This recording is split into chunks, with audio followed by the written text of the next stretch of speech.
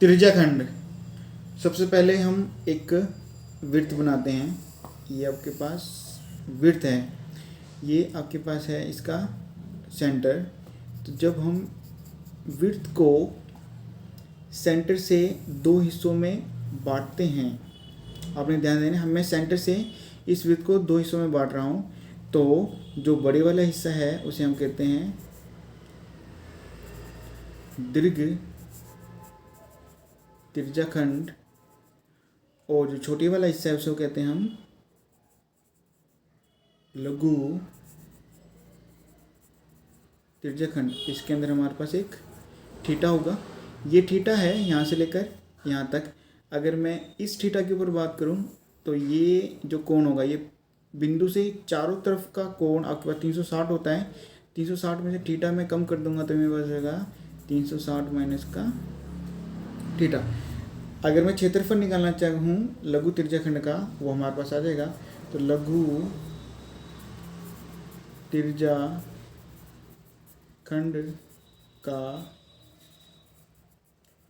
क्षेत्रफल आपके पास होता है थीटा बटे में 360 पाई आर स्क्वायर, और यहाँ से लेकर यहाँ तक आपके पास है त्रिज्या।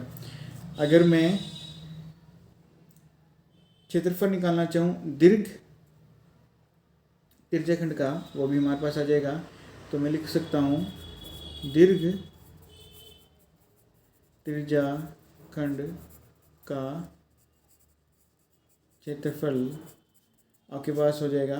तो ये पूरी वैल्यू है, ये हमारे पास एक थीटा के बराबर होगी, यानी कि 360 माइनस थीटा बटे में 360 पाई आर स्क्वायर। तो यह के पास हो जाएगा दीर्घ त्रिज्याखंड का क्षेत्रफल। इसको हम एक और तरीके से करते हैं। ये पूरा आपके पास वृत्त है, वृत्त के क्षेत्रफल में से माइनस कर दूंगा मैं लघु त्रिज्याखंड का क्षेत्रफल, तो आपके पास आ जाएगा दीर्घ त्रिज्याखंड का क्षेत्रफल। तो हम इस फॉर्मूले से ना निकाल के हम वृत्त से भी इसको निकाल सकते हैं। तो यहाँ पर मैं लिख सकता हूँ कि वृत्त का क्षेत्रफल माइनस लघु त्रिज्याखंड का क्षेत्रफल, दोनों में आपका आंसर सेम ही आएगा। अगर मैं बात कहूँ यहाँ से लेकर यहाँ तक मुझे इस चाप की लंबाई निकालनी है, तो इसको मैं मान लेता हूँ एल, यानी कि एल का मान निकालना है, जो कि ये थीटा से बना हुआ है। तो मैं चाप की लंबाई निकाल सकता हूँ। तो चाप की लंबाई का फॉर्मूला आपके पास हो जाएगा। तो अगर मैं बात करूँ परिमाप की, यहाँ से लेकर यहाँ तक आपके पास परिमाप का फॉर्मूला होता है, वृत्त के परिमाप का फॉर्मूला होता है 2 पाई आर।